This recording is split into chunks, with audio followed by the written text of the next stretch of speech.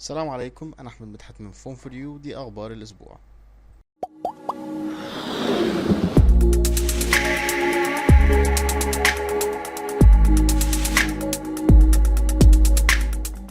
اول خبر معانا من بلاك بيري اللي اتسرب لها النهارده هاتف بلاك بيري باسبورت شغال بنظام اندرويد.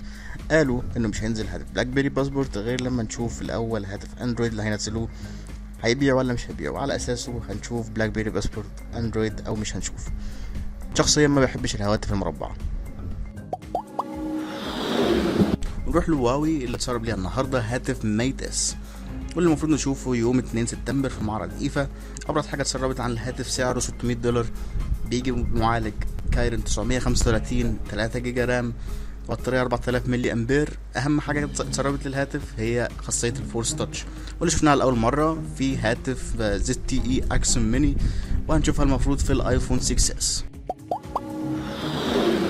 نروح لمايكروسوفت واللي منتظرين منها يوم 19 اكتوبر على حسب التسريبات انها تعلن على الفلاج شيبس الجديده 940 و 940 اكس ال، وكمان منتظرين الجيل الجديد من التابلت الرائع سيرفس برو 4.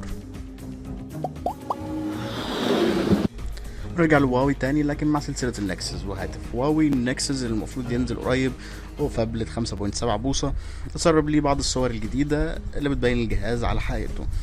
الجهاز كمان بيشتغل بسناب دراجون 810 و3 جيجا بايت اوف رام.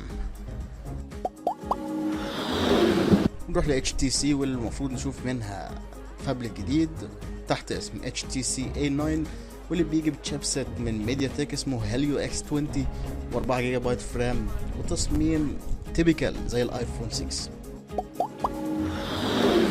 نروح شركة ابل واخر التسريبات عن ايفون 6 اس، واللي المفروض يعلن عنه يوم 9/9 في حدث مستقل لابل.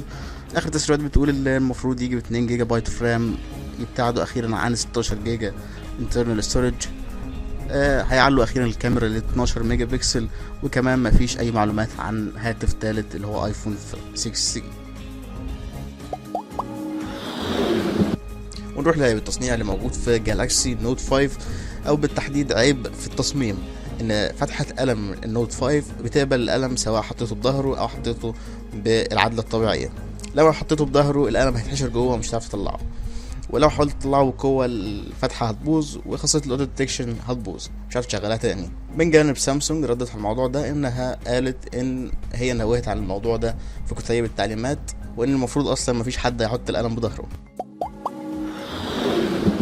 نروح ل LG واللي منتظرين منها هاتف LG Nexus 5، واللي اتسربت عنه بعض المعلومات اليومين اللي فاتوا، وهم انه هيشتغل بمعالج سناب دراجون 808، شاشة 5.2 بوصة بدقة 2K، 3 جيجا رام، تقريبا مواصفات زي ال LG G4 مع كاميرا 13 ميجا بكسل.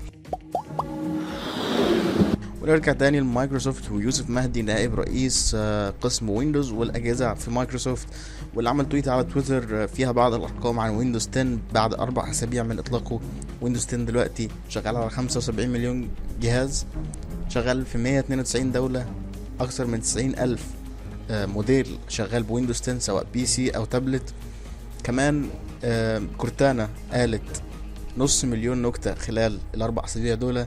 الويندوز ستور شاهد ارتفاع نسبة تحميل الابليكيشنز 6 أضعاف ما كانت موجودة على الويندوز ويندوز 8. فدي أرقام جيدة جدا في خلال 4 أسابيع من ويندوز 10. نكمل مع مايكروسوفت وهواتفها الرائدة 940 اكس ال، واللي ظهر ليهم صور رسمية بتظهر الهواتف. شخصيا شايف التصميم ده تصميم ما لا يليق بفلاج شيب منتظرينه بقالنا سنتين من مايكروسوفت. للي ما يعرفش، فهواتف 940 اكس ال بتيجي بشاشة 5.7 بوصة للكبير و5 بوصة للصغير، سناب دراجون 810 للكبير، سناب دراجون 808 للصغير، رام 3 جيجا في الاثنين، دعم يو اس بي تايب سي. رحت تاني لسامسونج، والمرة دي مع سلسلة جالاكسي او والمفروض تظهر قريب، واللي تستغرب انه هيبقى اسمها جالاكسي جراند اون وجالاكسي ميجا اون.